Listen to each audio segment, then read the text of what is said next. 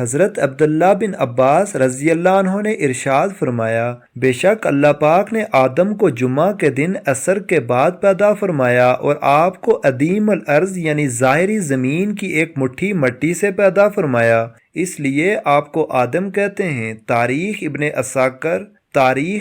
عساکر اور آپ کی اولاد کو آدمی یعنی آدم والا کہتے ہیں۔ حضرت آدم علیہ السلام کا مبارک خمیر جس مٹی سے تیار ہوا اس سے بچ جانے والی مٹی شریف سے کھجور کا درخت بنایا گیا، جیسا کہ حضرت مولا علی شیر خدا سلام اللہ علیہ بیان کرتے ہیں کہ حضور صلی اللہ علیہ وسلم نے ارشاد فرمایا، کھجور کا احترام کرو کیونکہ یہ تمہارے والد حضرت آدم علیہ السلام کی بچی ہوئی مٹی سے پیدا کی گئی ہے۔ اور ایک روایت میں ہے کہ کھجور، انار اور انگور کو حضرت آدم علیہ السلام کی بچی ہوئی مٹی سے پیدا کیا گیا ہے۔ فیض القدیر تحت الحدیث 3937۔ اللہ پاک نے حضرت آدم علیہ السلام کو بغیر ماں باپ کے مٹی سے پیدا فرمایا ہے۔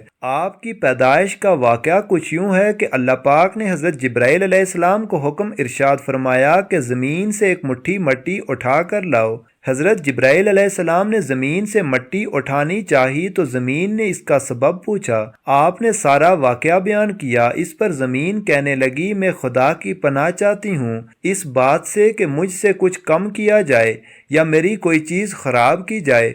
حضرت جبرائیل علیہ السلام مٹی لیے بغیر واپس لوٹ آئے اور عرض کی، اے میرے رب، زمین نے تیری پناہ مانگی تو میں تیرے نام پاک اور تیری عزت کا ادب کرتے ہوئے واپس آ گیا اور اسے پناہ دے دی۔ پھر اللہ پاک نے حضرت میکائیل علیہ السلام کو بھیجا تو انہوں نے بھی اسے پناہ دے دی اور بارگاہ الہی میں وہی عرض کی جو حضرت جبرائیل علیہ السلام نے کی تھی۔ پھر اللہ پاک نے حضرت اسرافیل علیہ السلام کو بھیجا تو وہ بھی اسی طرح واپس آ گئے۔ پھر حضرت اسرائیل علیہ السلام کو بھیجا، جب زمین نے ان سے پناہ مانگی تو انہوں نے فرمایا، میں اس بات سے اللہ پاک کی پناہ مانگتا ہوں کہ اس کے حکم پر عمل کیے بغیر واپس چلا جاؤں۔ چنانچہ انہوں نے زمین سے مٹی لے لی تو اللہ پاک نے روح قبض کرنے کا کام بھی انہی کے ذمہ لگایا کہ تم نے ہی اس مٹی کو زمین سے الگ کیا ہے، تم ہی اس کو ملانا، اور ان کا نام ملک الموت یعنی موت کا فرشتہ رکھا گیا۔ اللہ پاک نے جب حضرت آدم علیہ السلام سے حضرت بی بی حوا کو پیدا فرمایا تو حضرت آدم علیہ السلام نے ان کی طرف دست محبت بڑھانے کا ارادہ کیا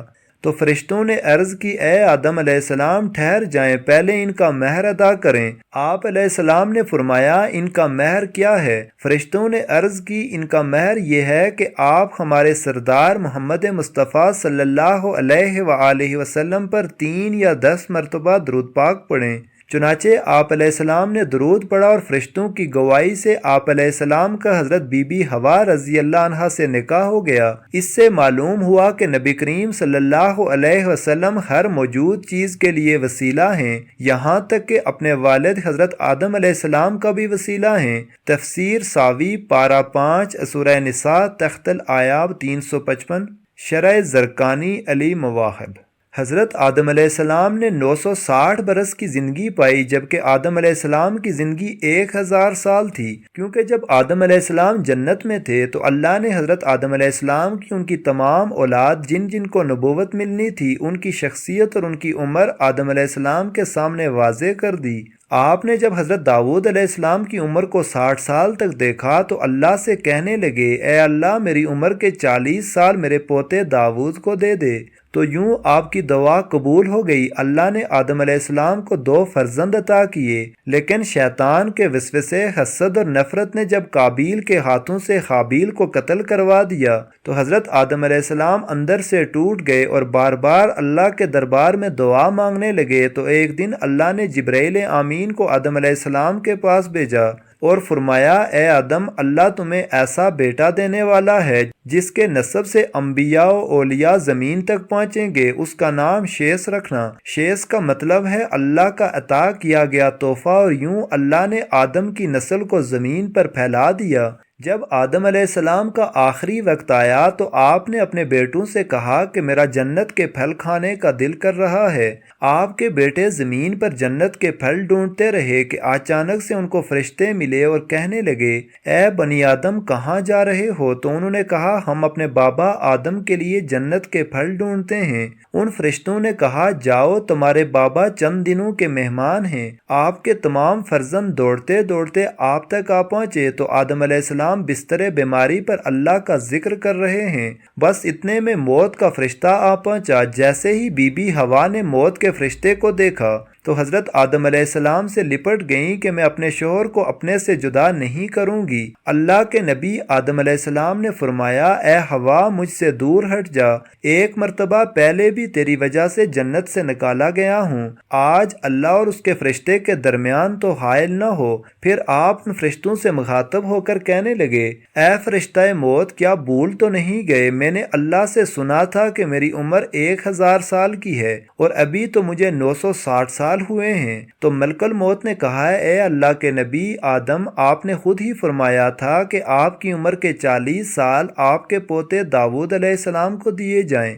بس آدم علیہ السلام کی روح قبض کی گئی، آپ کو غسل فرشتوں نے دیا اور جنت کی خوشبو آپ کے جسم مبارک کو لگائی گئی۔ پھر آپ کی نماز جنازہ فرشتوں نے حضرت جبرائیل علیہ السلام کے پیچھے ادا کی اور زمین کھود کر آپ کی تدفین کی، اور تمام انسانوں کے نزدیک اللہ کا یہ حکم نافذ کیا کہ جب بھی کسی کا انتقال ہو تو اس کے جسم کو ایسے ہی تدفین کرنا۔ آج بھی ان فرشتوں کی سنت پر اہل ایمان عمل کر کے اپنے بزرگوں کی تدفین کرتے ہیں۔ آپ کی قبر مبارک کی جگہ کو لے کر کچھ اختلافات ہیں۔ کچھ مورخین کے نزدیک آپ کی جائے تدفین سری لنکا، تو کچھ کے نزدیک جبل آبی کبیس، اور کچھ کے نزدیک عراق، اور کچھ کے نزدیک مسجد خریف کے صحن یا اندر۔ بعض روایتوں میں یہ بھی ہے کہ حضرت آدم علیہ السلام کی روح قبض کرنے کے لیے فرشتہ موت آ پہنچا تو آپ کے بیٹے، جس کو آپ نے اپنا جانشین بنایا تھا، حضرت شیث علیہ السلام سے کہنے لگے، اے میرے جانشین، میں نے اللہ سے سنا تھا کہ عنقریب اس زمین پر ایک بہت بڑا طوفان آئے گا، اگر تم اس وقت تک موجود رہو تو میرے جسم کو اس کشتی نو میں سوار کرنا جو نجات کا وسیلہ ہے، اور اگر تم اس وقت تک نہ پہنچو تو اپنی اولاد کو وصیت کرنا کہ میرے جسم کو کشتی نو میں سوار کرے۔ تاریخ میں لکھا ہے کہ جب طوفان نو آیا تو حضرت نو علیہ السلام نے اپنی کشتی میں حضرت آدم اور بی بی حوا کے جسم مبارک کو سوار کیا